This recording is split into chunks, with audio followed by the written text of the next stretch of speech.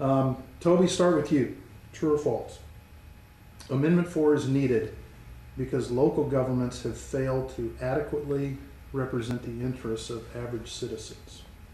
I believe that's false, and primarily because we have a representative democracy here in the United States, and as a result, if in fact those folks that we've elected to represent are not doing so in a fashion, those folks are generally voted out of office. And being a representative democracy, which is what our forefathers wanted to have in this world, or excuse me, in our country, as a result, I believe that the majority of people are actually represented in these cases. And again, it rests on what our forefathers wanted in having a representative democracy rather than a true democracy. Okay, thank you. Lesley? Well, actually we live in a mixed system of government, particularly here at the local level, where we have representative democracy and we have elements of direct democracy. People are already called upon to vote on charter amendments, local ballot questions, referenda of various sorts,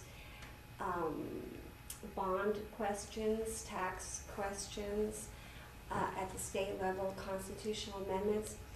And the U.S. Supreme Court has ruled quite dispositively in a number of cases that there are some classes of decisions that are just too important to leave exclusively in the hands of the political class, the county or the city commissioners. And it's because the taxpayers are the ones who have to pay the costs and live with the consequences, and we put these comprehensive plan changes in that category of decision. And you know, the U.S. Supreme Court again has ruled that this kind of local control is perfectly kosher, and the Florida Supreme Court ruled unanimously that our amendment is perfectly acceptable, and we believe that our homes and our communities are just too important to leave in the hands of these elected politicians anymore. I mean, we need this veto power. Okay. Lesley, start with you on this one. Amendment 4 will be bad for Florida's economy. True or false? False. What's been bad for our economy is this reckless speculation and overbuilding that our commissions have aided and abetted. They crashed the economy. We have way too much growth available for sale and available to occupy right now. We have commercial, residential, industrial, every sort of building is available in every part of Florida. Not to mention we have tons of growth on the books that could be built right now. The reason they're not building is because demand has dried up. They could be building.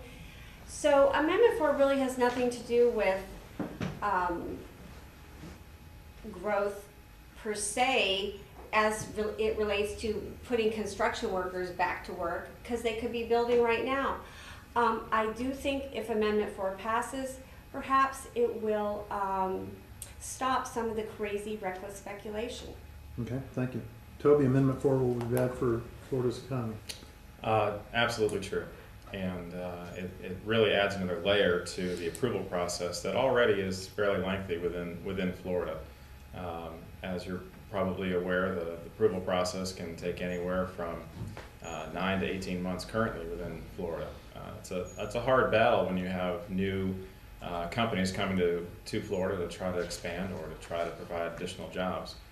Additionally, to give it a local example, if we look at even turbo combustor, recently went through an expansion, and it was looked at to provide jobs. There was one way that they were going to go, was either to do the expansion or they were leaving our county and going to go elsewhere with the jobs. Well, turbo combustor went through, they did the expansion, and it required an upland waiver in order to do that. They would not have been able to wait an additional 2 years to do the expansion. They had contracts that were coming in. They had to do that actual expansion, and as a result, we would have lost out on that company and probably would have gone elsewhere. So absolutely, I believe it's bad for the economy. That's one example, and There are countless others of either business expansion that they have to do a minor modification on site, or they have to do other modifications, and as a result, they can't wait that long. And there are other states that will gladly take those jobs, those positions, and will gladly allow those companies to come to their areas. Okay. Toby, start with you on this one. Amendment 4 could give rise to high-priced media campaigns. True. And if your amendment is required to be passed in order for you to either A, do your expansion, or B, whatever it is that you choose to do, I don't understand any other way to allow you to set yourself apart. If you look at any election out there that wants to be successful, they have to launch a media campaign in association with that. So in order to differentiate yourself from the crowd, absolutely you need to. Right now we have several different constitutional amendments that are on the ballot currently, and I would challenge the ordinary citizen to be able to list all 5 of them, if not one of them. And as a result, it absolutely will happen, and we will have these high-priced media campaigns without a doubt. Okay. Lesley? I think that non-controversial plan amendments that get approved by the commission that are viewed as pretty much in the public interest, they will not have media campaigns. They'll be like ballot questions we face at local elections, certainly down in Palm Beach County, where the county puts up ballot questions.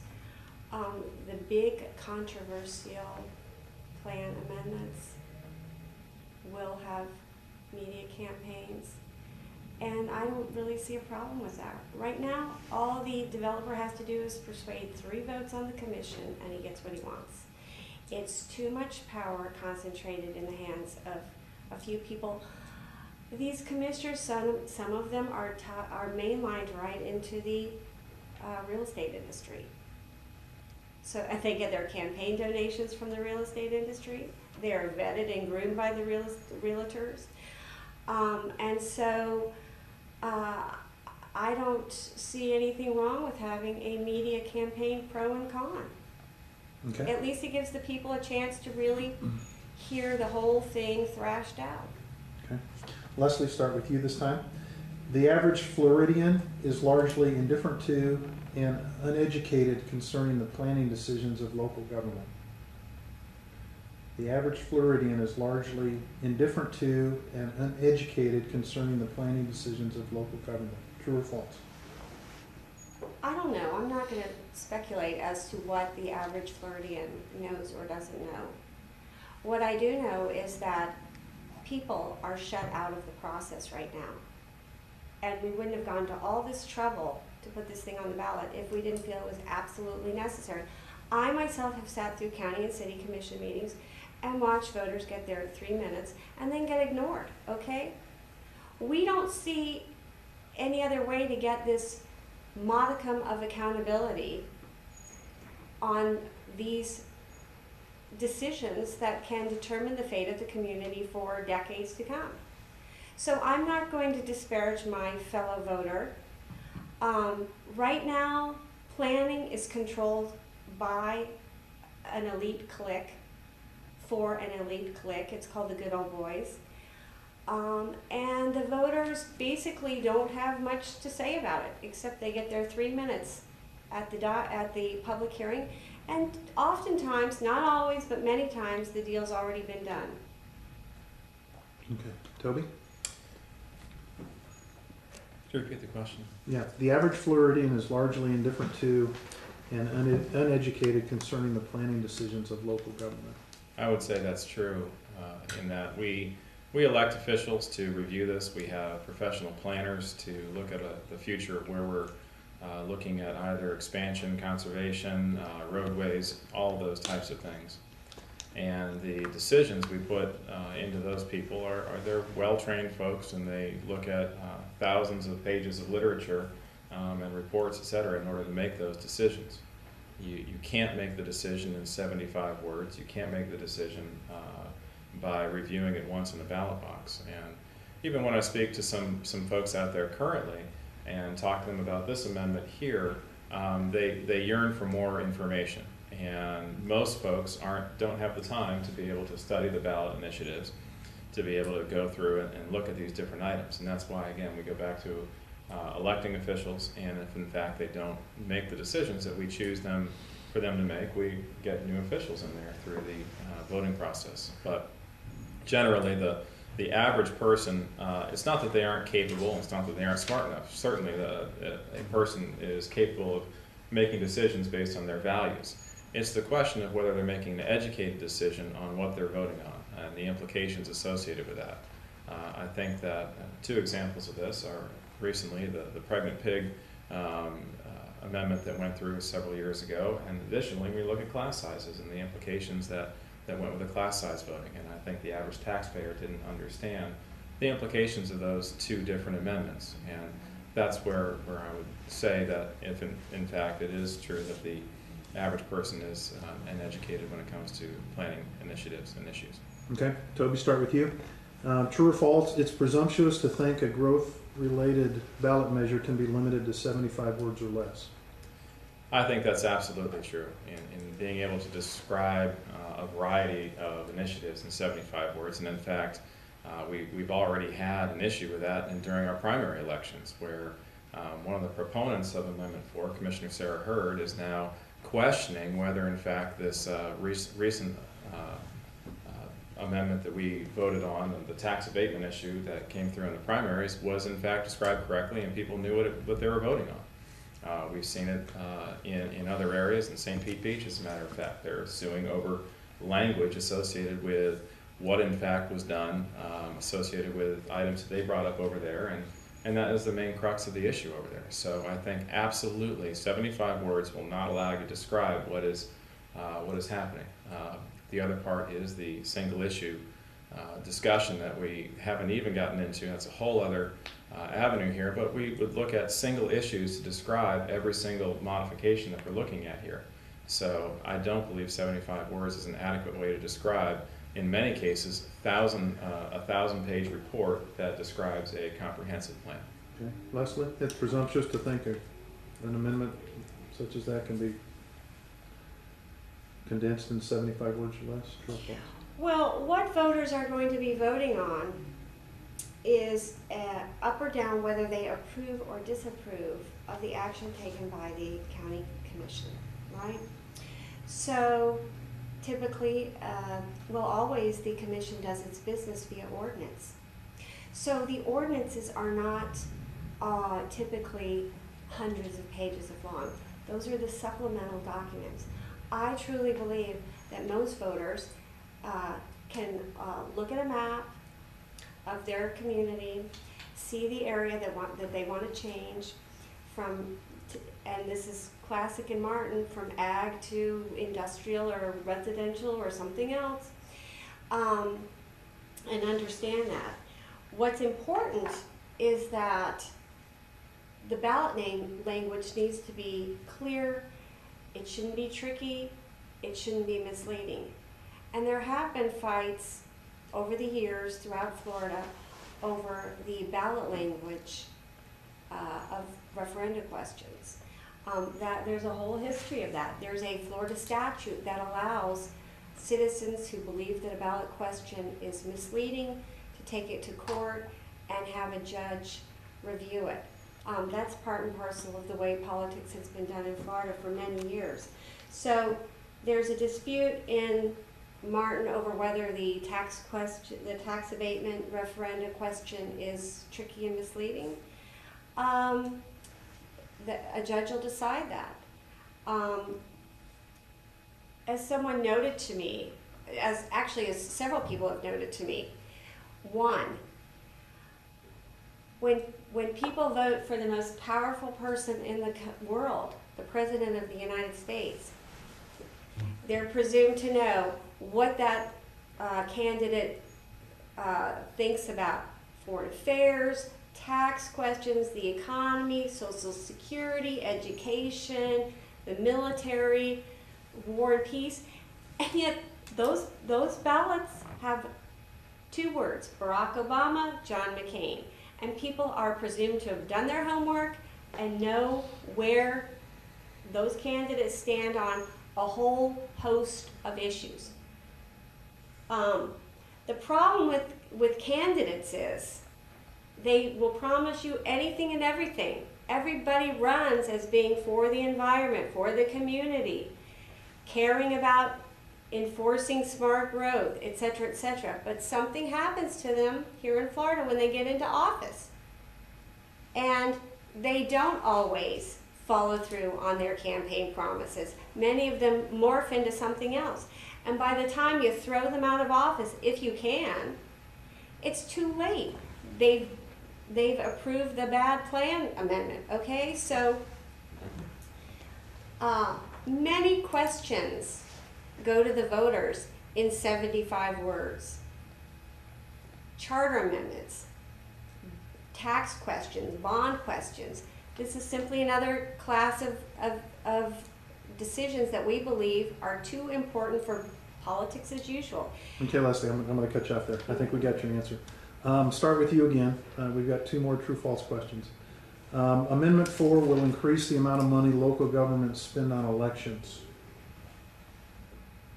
I would say that would be false. Our amendment does not require special elections. This is simply not true. It's a point made, a misstatement made by our opposition. Ballot questions can be scheduled at the next regularly scheduled election.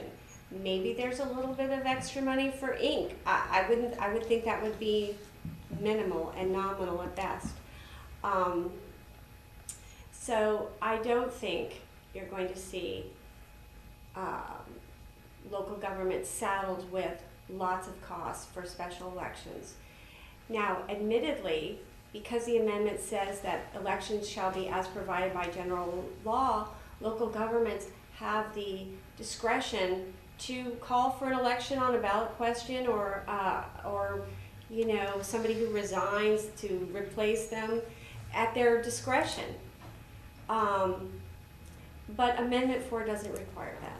Okay. Toby, will it increase the amount of money local governments spend on elections? Absolutely true.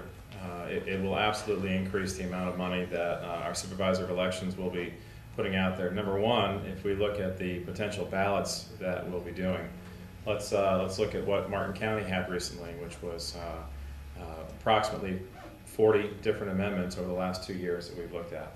Now let's look at the single issue associated with that. The amendments, such as a variety of the things we've had come up this fall, will require multiple different items to be voted on when you go back to single issue.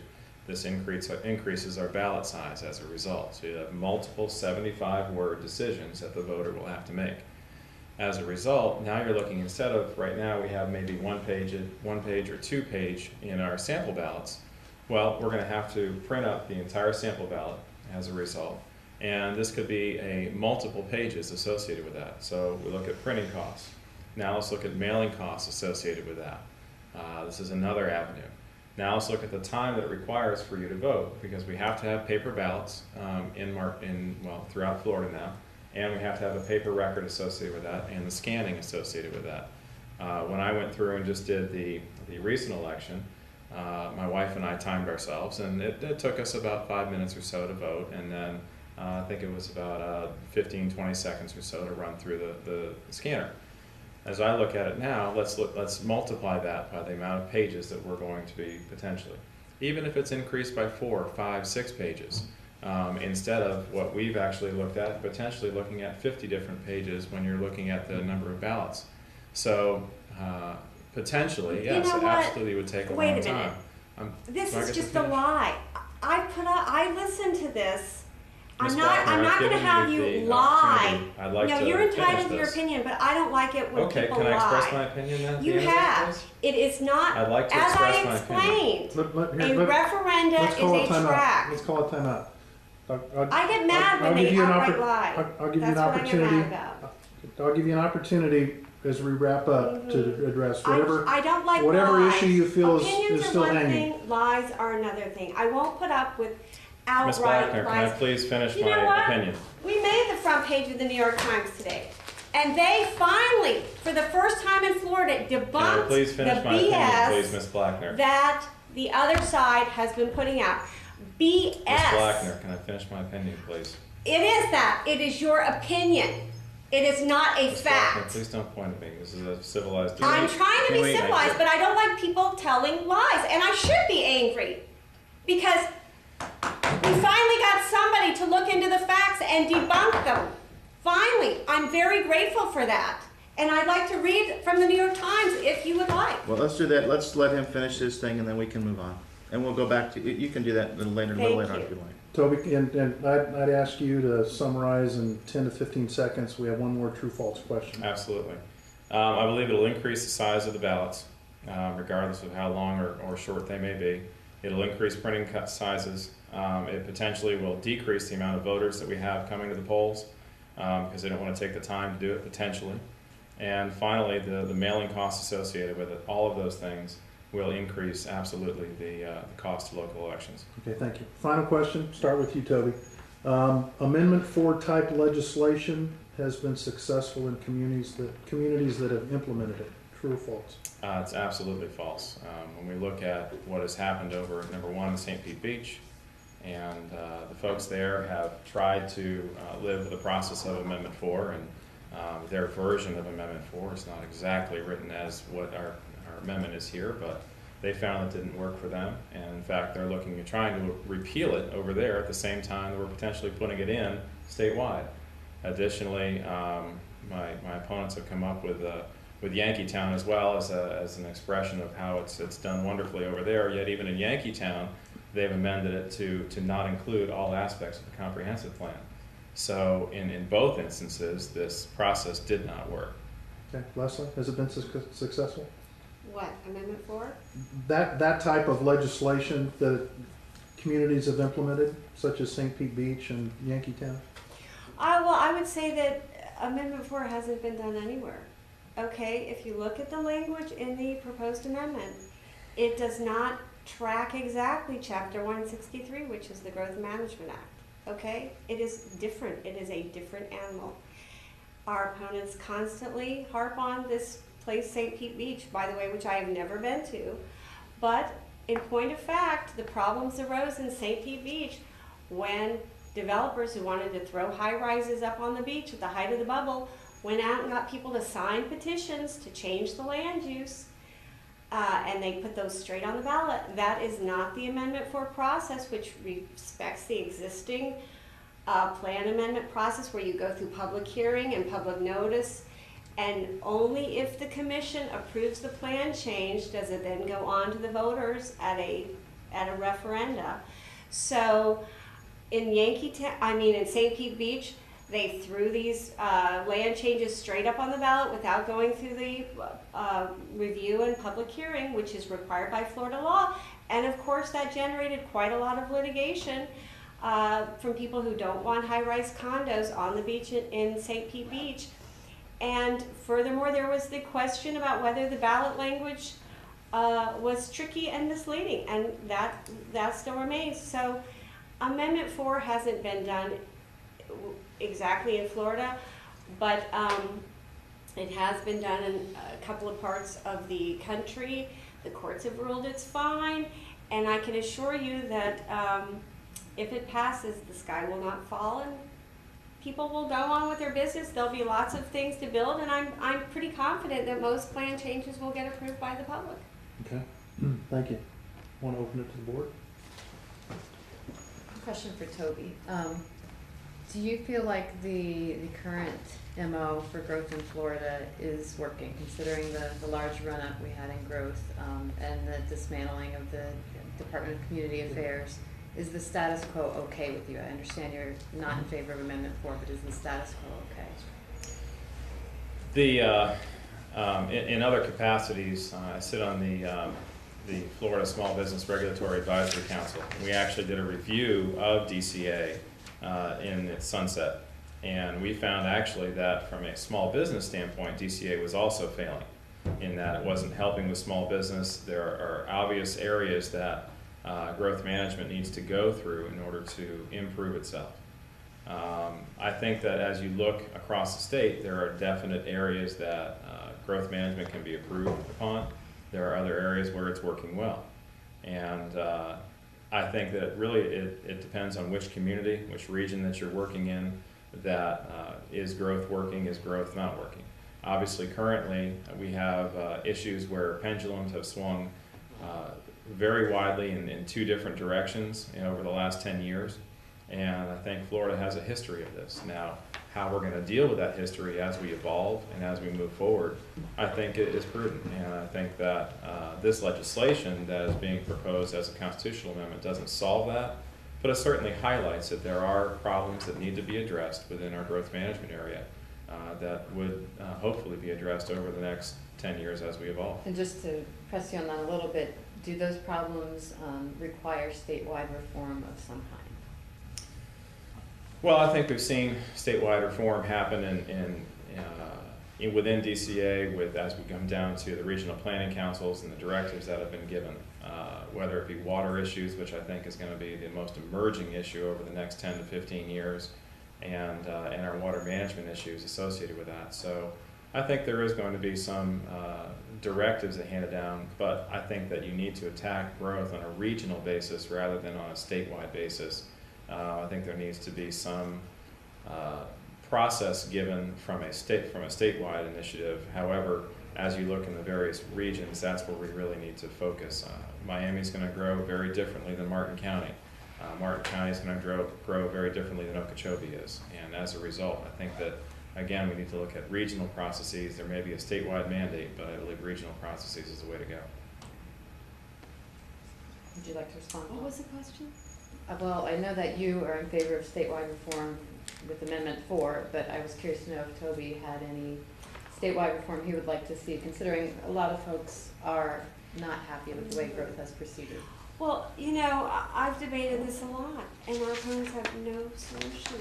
Okay, they've admitted the system's broken, but they have no solution.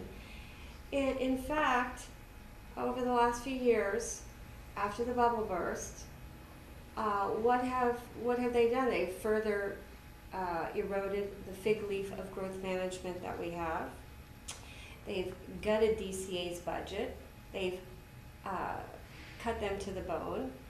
Local governments have rubber stamped an unbelievable amount of additional growth since '07. I actually have the figures from DCA if y'all are interested.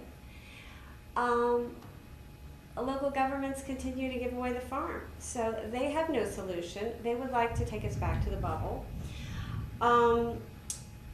The power over growth is at the commission level. Toby says we need regional planning. Well, we have regional planning councils. All they do is rubber stamp what these commissions are rubber stamping, okay? They are basically a little get-together by the good old boys every couple weeks. So the real power is at the commission basis. Amendment 4 recognizes that land use is politics, and whoever controls the politics controls the land use. We want voters to have this little lever of accountability on this one class of decisions because our elected officials have proven totally incapable of exercising prudence. They have basically driven drunk with the state. They continue to do so. And, you know, Amendment 4 is really an intervention. It's basically saying we're going to take the car keys away from these drunk drivers. That is what that is what our elected officials have done, basically. So, in the face of Amendment 4, our opponents offer nothing. I think that speaks for itself. I think some of the polling I've seen shows that the majority of people might be leaning towards voting for or voting yes, but it's not enough. It's not the 60% that's needed for it to pass. Are you both seeing that same kind of polling data? Shall I go first? Sure. Well, Amendment 4 is our effort, okay? It is what it is. We're giving it our best shot. I'm not a professional politician. I'm a lifelong Floridian who is fed up and outraged by what has happened to my state in my lifetime, and I'm really afraid of what it's going to look like when my kids are my age if we keep going the way we are. So Our opponents are sitting on a $7 million media buy, which they are unloading probably as we speak. We don't have nearly those resources. This is a sincere effort by people against really the entire political establishment of the state of Florida. Okay. Do I know how voters are going to vote? No. Okay. But what I was we, wondering, if you you had know, some we, demographics. I'm not Okay. obsessing over the polls. It is, whatever happens, happens. And we'll just have to live with that. Okay, thank you for that. Thank Toby, do you have any data that shows that 60% can be a tough Well, group? the data that we're seeing is that as we have reached out and as we have talked to people about the unintended consequences of this and the true possibilities associated with a passage of Amendment 4, people have listened to our message, and as they hear it and as we move forward, they've certainly learned what the consequences of passage of Amendment 4 would bring to them. And as a result, we're finding that whenever I give a talk, whenever I've been out there, people really hear the message and they are adamantly opposed now to Amendment 4. And as long as we continue to get that message out, we'll continue to see positive poll results. I have two questions, both from readers, as a matter of fact. This is from a popular blogger, Elle McKee. She asks, and I guess Toby, you can go first. It's taken more than a few years to get Amendment 4 on the ballot. Our elected officials had plenty of time during that time to strengthen counties' compliance with the Growth Management Act, and yet they didn't. We see that failure on their part everywhere in Florida, from increasing water restrictions and overall housing market, and if not for our Save Our Homes Amendment and the class size amendment, it would be unaffordable property taxes and overcrowded schools. It's easy to say that we have recourse by voting out politicians who make bad decisions on our behalf, but changes to the comp plan aren't reversible like a bad law. Amendments to the Constitution are the natural progression when politicians constantly don't listen to you, and it seems with Save Our Homes and the class size amendment, the only way to get them to look up and take notice. So the question is, if the prospect of Amendment 4 didn't make them look up and take notice, and that's talking about the elected officials, what would? I think the pendulum shift that we've seen over the last bit, and we like to blame all of our problems on growth management, but we also need to look at the financial aspects that we've had over the last 8 to 10 years. We've also had some serious banking issues as a result. There were loans that were given out that most likely never should have been given out to people that didn't have the abilities to sustain those loans. Additionally, there are processes that contribute to this. Now, absolutely, there are reforms going on every day. In fact, our comp plans are built to be reformed. Every 7 years, we are supposed to go through the EAR process, and we are supposed to change our comprehensive plans as we move forward.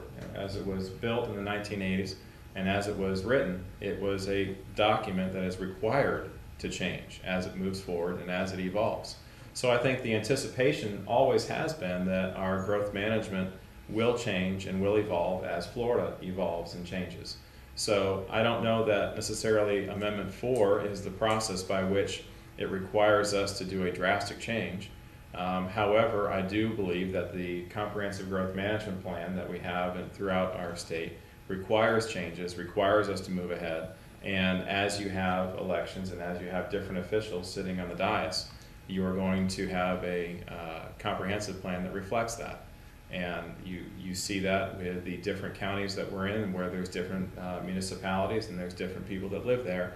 There are different strategies that they use for growth and moving forward. Gadsden County is different than Martin County, is different than Osceola. Okay. Leslie, do you have any thoughts on that? Well, when we first started with hometown democracy, we thought that perhaps the legislature might realize that it needed to get serious about handling overgrowth, overdevelopment. Because it's interesting, the Growth Management Act itself was in part precipitated by a ballot initiative that almost got to the ballot but didn't quite make it in the mid-'80s. And I was in law school at UF when the Growth Management Act was passed. and there was a lot of excitement. Everybody thought this was the miracle cure that would allow Florida to grow in a way that was prudent and reasonable. But you know, it just didn't happen. Over the years, the legislature has eroded growth management. Our elected officials have shown absolutely no appetite for any sort of self-imposed reform. It's been quite amazing to me in the face of this huge overbuilding bubble that collapsed. There's been absolutely no inquiry by any legislative panel, any local officials, anybody about or the media even. What went wrong? What did we do wrong? Are we doing things the right way? Instead, the legislature, as I said, has further weakened growth management, has showed a real hostility toward it, has put it into limbo, cut DCA's budget to the bone, and local governments have rubber-stamped an unbelievable amount of more growth on top of what we already have.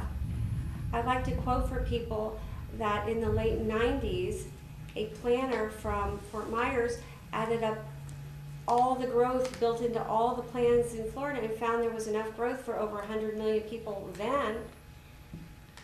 And then I have from DCA that they, between 07 and from January of 07 to mid-October 09, they authorized enough growth for another 1.2 million people at a time when nobody was moving here then. So it's clear that our political class is incapable of putting itself into rehab, okay? And there is no reform that's going to happen. In fact, the legislature is already talking about going even further in the other direction. Amendment 4 is a reaction to the irresponsibility of our elected officials. Okay. One more question, quick question. We'll start with you, Lesley.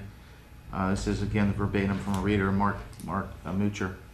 Why in the world does Amendment 4 seek votes on every single comp plan amendment, including technical and housekeeping ones, and not just concentrate on major development-related ones? Well, we wrote Amendment 4 in such a way that the legislature couldn't completely disembowel it and dismantle it. What constitutes a big comp plan change in one place, maybe a small comp plan change in another place?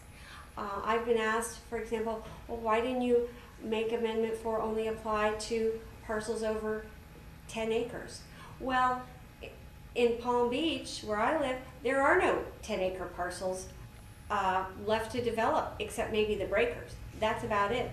So Amendment 4 says that those aspects of the comprehensive plan that deal with future land development will go to the voters if they get approved by the elected officials.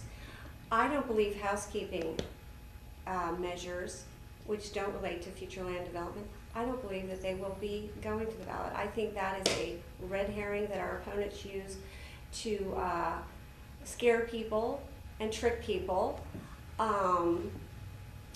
Just like they claim they're going to have to vote on 650 things. It is absolutely not true. As I have always said, a referendum, by its legal nature, is a vote up or down on the action taken by the local government. So if the commission adopts 3 ordinances a year, changing the comprehensive plan, you will see 3 referenda questions on the ballot. Okay? Toby and the people who don't want this take all these comp plan changes, these ordinances, and break them into a million little pieces and say you're going to have to vote on each separate one. Well, the commission didn't vote on each separate one, and you won't either. That's the way referenda work, and of all of their lies or disinformation, that's the one that annoys me the most. Okay. Anything else, Toby? I don't understand why they wrote it in this fashion, other than it is absolutely open-ended. Even the language that they associated with it a comprehensive, the language that they use is very open-ended. When I look at different land use attorneys and I've asked for their opinion, and Ms. Blackner, being an attorney, certainly has her legal opinion. As I've looked around and as I've talked to other attorneys and county attorneys, city attorneys, each of them has a different interpretation of what this means. And as a result, that is the biggest crux where in one county we may have some minor amendments, in another county we may have a whole list of amendments, and it's all going to be dependent upon, number one, the county attorney's opinion. The second thing that we're getting back to is the ballot language itself. And again, I believe it's open-ended, it is not clear, and I don't know why it was written in such a way that if all of their claiming is that they're going after the big bad developer, well then why didn't they write the language that way and be very specific associated with that? They did not. Instead, we have a wide open process here that's open to interpretation and will continue to be if in fact it's passed. Okay. Let's wrap this up. I want to give each of you a minute or two, no more than 2 minutes, to articulate your position on Amendment 4. We'll start. Lesley, you want to go first? Well, thank you for having me today. Amendment 4 is a reform that will just add one step to an existing process. That is, a referendum will follow ordinances that are approved by your local city or county commission that change your comprehensive land use plan. Our opponents are really galvanized in opposition. They are afraid of change. It reminds me of this book I've been reading about how afraid people were of women getting the right to vote. The people in power do not like change. And this is a significant reform that will give voters more control over what happens in their community. We deserve this vote because we're the ones who have to pay the taxes associated with more development, and we're the ones who have to live with the consequences. And our officials have proven incapable of exercising self-control. Our opponents are really geared up against this because they know this does go to the heart of their power, which is controlling 3 votes on the commission. They are extremely well financed. About $2 million of their $7 million comes from these big construction companies that receive federal bailout money. That has really galled me personally that our opposition is funded with bailout money. And all we want to do is give people a little bit of control, a little bit of accountability in their community over these decisions that can determine the fate of their community for generations to come. Okay. Thank you, Lesley. Thank Toby? you. The proposed constitutional amendment is something that the state of Florida does not need as we're emerging from our current recession state. And we don't need this additional impediment. As we look at the growth process, what is 2 years? What is even 18 months added to a process? Well, think about where Torrey Pines was 2 years ago. Think about where BGTI was 2 years ago. And if they had to continue to wait, all the developments associated with those specific industries would not have been in St. Lucie County, would not have been in our region. Those specific ones would have been elsewhere and creating their jobs and their discoveries elsewhere within that 18-month or 2-year time span. My opponent has used the word rubber stamp over and over and over again during this interview process. The rubber stamp, I fail to see it in that when we have a process that takes any individual in Martin County anywhere between 9, 18, 24 months in order to get something done, I don't call that a rubber stamp in any way, shape, or form. We also talk about the ballot language, and I think this, and using some of her language, it was as long as it's described well, and I would say in whose opinion, and then a judge will decide that, and ballot language is as long as it's not tricky and misleading. Well, we've already seen it already in one aspect here, where in 75 words we aren't able to describe something, and my opponent's already saying that basically if she doesn't believe it's described well, that they're going to go ahead and, regardless of how it comes out at the end of that election, we're looking for lawsuits. And again, that is something that is another layer that's added to this. It goes beyond and beyond. And I think, number one, the future of Florida can't afford Amendment 4. The taxpayers certainly can't afford Amendment 4, and those people that are looking for jobs and are currently out of work cannot wait until the process is over and done with, and they need to get to work. So thank you very much for your time and for hearing both of our opinions, and I sincerely appreciate that. Thank you. Thank you. Thank you to both of you. Is that it? That's it.